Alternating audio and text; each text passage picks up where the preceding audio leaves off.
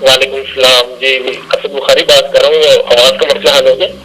ہاں جی ہو گیا جی، فرمائیے. جی وہ میں نے سوال کیا تھا، اس کا پتہ نہیں وہاں جواب دیا یا نہیں دیا، میری تو کال ڈسکنیکٹ ہو گئی تھی. ڈسکنیکٹ ہوگی کرے نا اسد صاحب. آپ نے کربلا کے حوالے سے سوال کیا تھا. ہم نے بھی جواب اسی لیے نہیں دیا کہ اسد صاحب کا رابطہ کٹ گیا، فائدہ کوئی نہیں انہیں. میں آپ کا سوال ذرا دوہرا دیتا ہوں، دیکھ لیجئے کہ یہی آپ کا سوال تھا. جی جی ضرور. آپ نے فرمایا تھا کہ یزید اگر امام حسین رضی اللہ تعالیٰ عنہ سے بیعت کا نہ کہتا تو شاید یہ وقوع نہ ہوتا، اور پھر امام کا وہاں کردار کیا ہوتا کہ اگر وہ ان کو انسسٹ نہ کرتا، پاور کے ذریعے ان کو بیعت میں لانے کی کوشش نہ کرتا، تو پھر تو امام کا رویہ کیا ہوتا، یہ آپ نے پوچھا ہے نا جی. جی یہ اصل میں تھوڑی وضاحت کر دوں، میں سوال اس لیے پوچھ رہا ہوں کیونکہ یہ واقعہ اصل میں ہمارے لیے مشعل راہ ہے.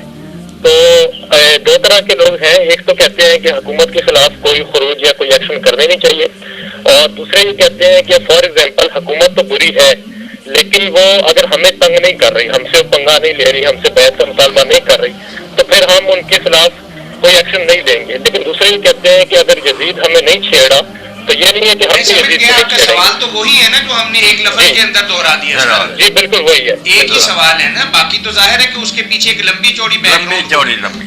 ہاں جی جی مولانا صاحب. جی مولانا. یہ اسد بخاری صاحب اللہ آپ کو سلامت رکھے. تھوڑے دن ہوئے اور ہمراہ میں نا یہ قرآن اور کربلا پر بات ہوئی تھی، لوگوں نے اپنی بھی باتیں کہیں، میں نے ساری بات وہاں بیان کر لی کہ اصل میں لوگ جو ہے نا بخاری صاحب یزید کی ولیعہدی سے بات شروع کر دی. یہ تاریخ کا بہت بڑا فرار ہے، لوگوں کو بیوقوف بنایا ہوا ہے، جس کی وجہ سے کربلا کی کوئی سمجھ نہیں آتی کہ چلو ایک آدمی برا بھی آ گیا تو اس پر مر جانا تھا.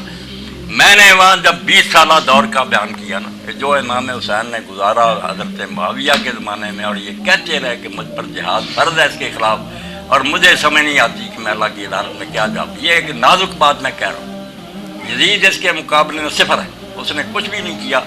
حضرت معاویہ نے جتنے بے گناہ صحابہ کو مارا اور ان کی جائیدادیں ضبط کی اور دین کی مٹی پلی کی، زکوٰۃ بدلی، حج بدلا، نماز کے اوقات بدلے. کوئی حدیث کی کتاب میں تو دیکھے قیامت آئی ہوئی. امام حسین بیچارے کہتے تھے میرے بھائی نے صلح جو کر رہی میں اس کو نبھا رہا ہوں، اور دیکھ رہا ہوں کہ آخری شرط پر تو رہے گا کہ کسی کو مقررہ کر کے دے امت چنے گی. وہ شورا کی شرط اگر رہ گئی تو چلو میں برداشت کر، ورنہ جہاد تو تیرے خلاف فرض ہے. یہ خط لکھا کہ جو دن میرا تیری زندگی میں گزرا، ایک ایک بات ایسی ہے جو دین کی مٹی تو نے پلیت کر دی.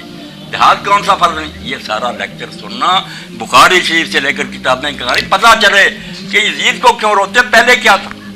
دین اسلام پہ مٹی پلیت ہوگی، برباد کر کے رکھ دیا. جہاد تو اس وقت ہی فرض تھا، مگر جب آخری بات بھی انہوں نے نہ مانی، معاہدے کے خلاف ولیعہد بنا دی، اور ولیعہدی کے لیے بھی بڑے ظلم سے کام کیا. یہ بیعت تو بعد کی بات ہے نا. صحیح بخاری میں جب پڑھتے ہیں کہ اس کے گورنر مروان نے مدینہ میں اعلان کیا ممبر پر کہ امیر المومنین نے یہ فیصلہ کیا کہ اپنے بعد اپنے بیٹے کو بنا دے، اور یہ ابو بکر عمر کی سنت ہے. ابو بکر بھی اپنی زندگی میں عمر کو بنا گئے. تو حضرت ابو بکر کے بیٹے عبد الرحمن کھڑے ہو گئے، انہوں نے کہا یار خدا سے ڈرو، شرم کرو. یہ ابو بکر عمر کا طریقہ، اس نے اپنے بیٹوں میں سے کسی کو بنایا، خاندان میں سے کسی کو بنایا. عمر کیا اس کا نقصہ، امت کا ایک بہترین آدمی تھا، وہ نامینیٹ کیا، امت نے اس کو قبول کر لیا. بلا کر لوگوں سے پوچھا کہ میں اس کو بنانے والا راضی ہو. کچھ لوگوں نے کہا اس کی طبیعت سخت ہے، باقیوں نے کہا نہیں ٹھیک ہے. کچھ ہے مثال تمہاری، تم ہرکل کی سنت کو زندہ کر. یہ لفظ کیا ہے کہ کافر بادشاہ کا طریقہ زندہ کر رہا ہے کہ باپ مرے بیٹا. یہ صحیح بخاری سے پڑھنا. تو مروان نے حکم دے دیا کہ گرفتار کرو ابو بکر کے بیٹے. وہ بھاگ کر اما عائشہ کے گھر میں شامل داخل ہو گیا اپنی بہن کے، اور یہ دروازے پر گیا گورنر. اس نے کہا یہی ہے جس کے بارے میں سورہ احقاف کی آیت نے اتری، کافر کا بیان کہا اس کے بارے میں. تو ام المومنین نے اندر سے جواب دیا تو جھوٹ پکتا، ہمارے بارے میں کوئی آیتیں ابو بکر کے خاندان کے لیے نہیں اتری سوائے وہ آیتیں جو میری بڑی اتری. غلط بیان کر رہا کہ قرآن آپ عبد الرحمن کے بارے ہے. تو عبد الرحمن بیچارہ پھر حضرت معاویہ خود مدینہ آئے، اور ان چاروں آدمیوں کو نا جو خلاف تھے، وہ چار نہیں تھے، امت تھی پوری، سب انہی کے تابع تھے. عبد الرحمن بن ابو بکر، عبداللہ بن عمر، اور حضرت حسین بن علی اور عبداللہ بن زبیر. ان سے بڑا اس وقت امت میں کون تھا؟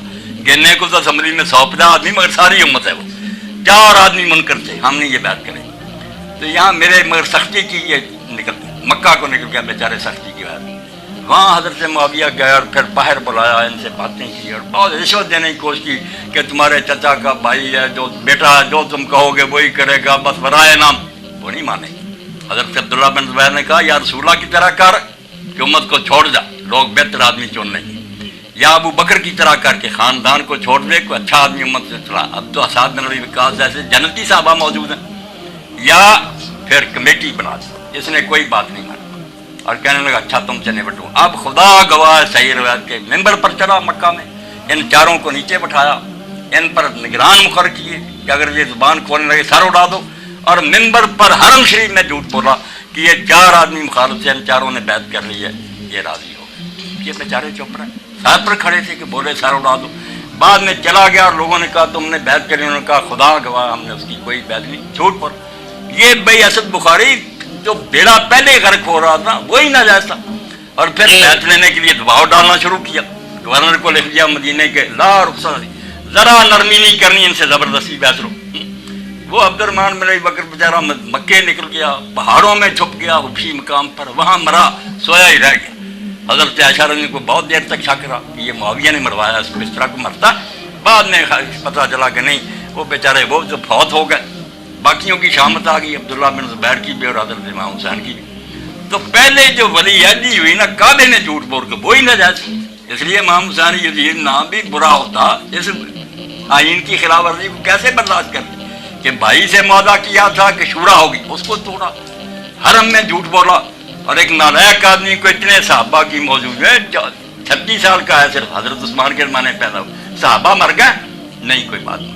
اس لیے اسد بخاری صاحب یہ جو ہے نا شروع کرتے یزید سے کہ وہ شرابی تھا، یہ بیوقوف لوگ، وہ بالکل زانی شرابی بھی ہوتا، پھر بھی کوئی سیٹ اپ ٹھیک ہوتا، نظام درست ہوتا اور صحیح طریقے سے چنا جاتا تو حضرت حسین مان لیتے، مگر یہاں تو قدم قدم پر آئین کی مٹی پلیز ہو رہی۔ حضرت حسن سے جو معاہدہ تھا کہ شورا ہوگی وہ توڑ دیا، جو بات تھی جھوٹ بول کر کے چاروں بیعت کر چکے، لوگوں کو دھوکہ دیا۔ اس لیے آپ اس پورے کو پڑھنے کی کوشش کریں، اور یزید کے بعد بھی جو آئے نا اس کو دیکھیں کہ حسین رضی اللہ کی نگاہ دیکھ رہی تھی کہ یزید سے جو بعد میں آئیں گے دن بدن برے ہوں، اور وقت آیا، میں ایک چیز مثال آپ کو دے دوں، اس کا نام ولید بن یزید بن عبد الملک تھا، عبد الملک کا پوتا تھا، یہ بھی خلیفہ ہو گیا۔ تو اس نے پھر کعبہ شریف کے برابر جتنا سائز کعبہ اتنا خیمہ بنوایا، شراب کے مٹکے ساتھ لیے، گانے حج کے لیے چلا، کعبے کی چھت پر یہ لگا کر نا خیمہ، وہاں شراب پی گا اور گانے سن، وہ تو قتل کر دیا گیا، امت اٹھ کھڑی ہے اس کو۔ اس لیے یہ بات یزید کی نہیں تھی، پورا نظام تبدیل ہو رہا تھا، پہلے بھی برا اور بعد میں دن بدن برا ہے۔ تو امام حسین رضی نے جو قدم اٹھایا اس کو کوئی نہ کہے خروج، نہ کوئی جنگ۔ اس طرح جنگ ہوتی ہے کہ آدمی اپنی بہنوں کو لے لے اور بیٹیوں کو لے لے میدان میں نکل جائے، بوڑھا جس کی داڑھی سرخ ہو چکی، یہ صرف احتجاجی نوٹ تھا، جیسے ایک جج صحیح فیصلہ لکھ لیتا نا کہ کرتے رہو جو تم کر۔ امام حسین جانتا نہیں تھا کہ میرا باپ جب پوری امت کا خلیفہ تھا، اس معاویہ نے اس کو بے بس کر دیا علی کو۔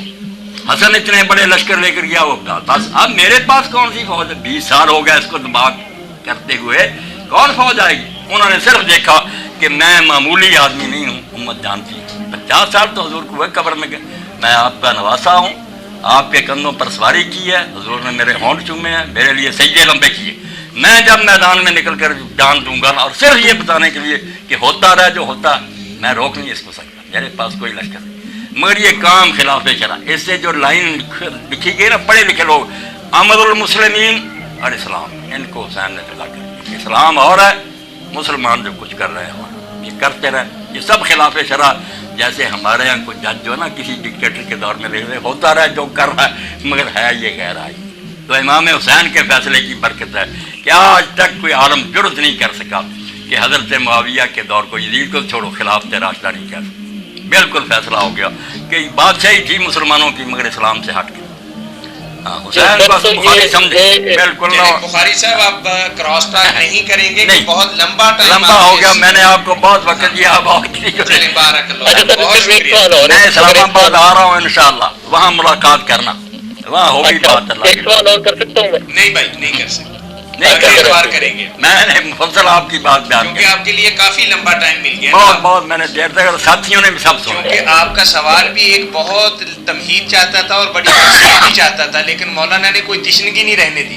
اس پر اصل بخاری میرے بھائی میں ایک شعر جو اقبال نے کہا نا، پوائنٹ کے اندر رپشنا رہ گیا تا قیامت کا کوئی بات نہیں، اگلے ہفتے کریں گے نا موج خونے کسی ایک موضوع کے لیے اگر ہم اپنے پروگرام کو مختص کریں گے نا تو پھر ہمارے لیے چلنا مشکل ہوگا. اس کے لیے آپ علیحدہ ملا کریں نا، سمجھ گئے نا ہماری بات. جزاک اللہ. علیحدہ ملا کریں، گھر پر بھی فون کر لیا کریں، انشاءاللہ آپ کی بات سنیں گے. مولانا یہ